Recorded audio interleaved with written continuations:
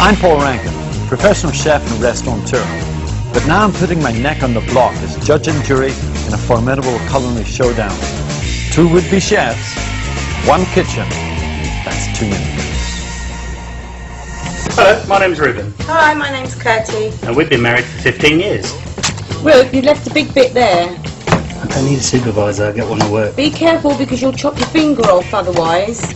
Ruben and I just can't work together in the kitchen. We don't tend to cook at all together. It does start arguments. Never do it. Oh, just gets on my nerves. I'll do it. He does the odd weekend stew and thinks he's Gordon Ramsay or something.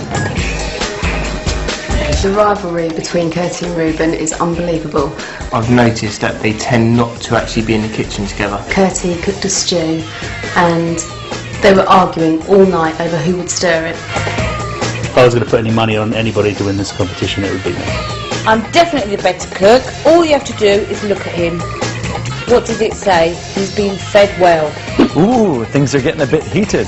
So let's sort this out once and for all. You both feeling confident? Definitely. Let's get in the kitchen.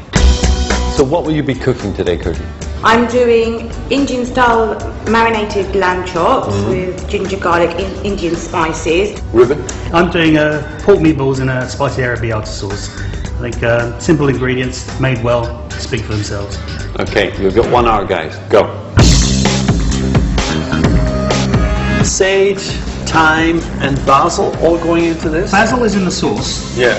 and I've made this quite a few times and it's worked well together. Spaghetti and meatballs, well, you know, it's like boring. There's nothing else to say about it, really. This is a greedy type of manly dish, a sort of dish for hungry people. But one of the things that's interesting about this is it's going to be quite easy to tell if you can cook or not, because it's one of those simple dishes that has to be done correctly. Now, if I was doing arrabbiata, I would keep it very simple, and I'd do a classic Italian one. I'd do it with penne, and I'd keep it classic. Arrabbiata is a delicious, simple, spicy tomato sauce. Heat some extra virgin olive oil in a pan and fry off a couple of cloves of garlic, onions with a few chilies. Then add a good cupful of freshly chopped peeled tomatoes and cook that out for about 10 minutes. Finish with a handful of fresh basil, then add in your cooked penne pasta and top with a little bit of cheese. You're just going to fry your beans. Keep the vegetables quite crunchy. No spices going in there? Salt and pepper. Salt and pepper. Totally simple. Not long to go. Right. When she was devising the dish, I did have a query. I did say, you're going to be able to get that done in the hour. Kirsty's dish sounds really interesting. It's quite adventurous, really, which maybe tells me that she is quite a confident cook. If I was cooking lamb chops, I'd maybe serve it with something like a mint butter and a little squeeze of lemon. I like to keep my lamb chops simple, so I mix 3 tablespoons of softened butter with a little bit of fresh mint and about a teaspoon of mint sauce. You just spoon this over the lamb chops when they're still nice and warm. I love to serve this with crushed new potatoes mixed up with salt, pepper, butter and spring onions. Anything else you want me to help you with? No. Sure. It's quite cocky, isn't he? Isn't he just? Go on. You want to come and live with him for a little while?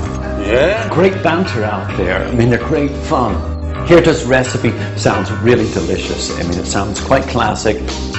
Ruben's got a lovely natural cook's way about him, even the way he handles the food. So it's going to be very interesting to see who comes the top on this one. Okay, guys, just a couple of minutes left.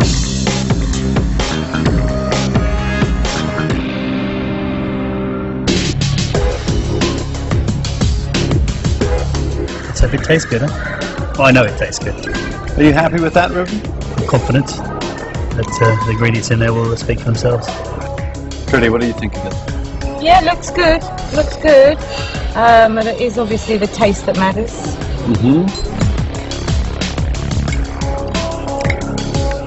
But do with a bit more seasoning in the meatball. And they probably cooked the sauce a bit too long because I was waiting for you. It's interesting. So just remind us what this is again, Kirsty? Marinated lamb chops with ginger, garlic. How do you think it looks? It looks good. I don't get this presentation at home, I must admit.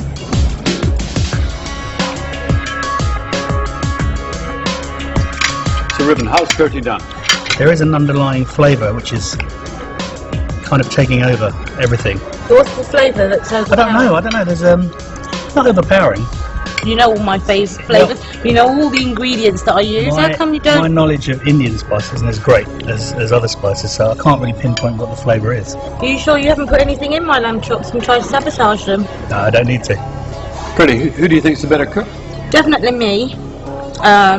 More Definitely inventive. I'm more inventive with the food. You know, I mean, meatballs and spaghetti. It's boring. Gertie, it's not up to you. It's my decision.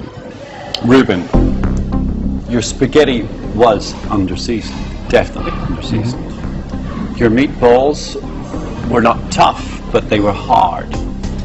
Gertie, I think your presentation, a bit sloppy, sauce all over the side of the plates. For me, your vegetables are undercooked. I think your lamb chops are delicious. I don't get what he's talking about at all. And I have made my decision. The best cook between you two is Ruben. I don't know how he won that, and I don't really care because he can now cook every single day. Congratulations, Ruben. Thank you. You are the king of the kitchen. Oh, I'm happy I won. I think it was a deserved result. You know, I'm a good winner and a bad loser. So I'm gutted, absolutely gutted, because he's going to go on and on about this. His head is getting bigger and bigger already. Katie will probably make me pay for it, but I'll take it on the chin. You did when you get home. Sorry, honey.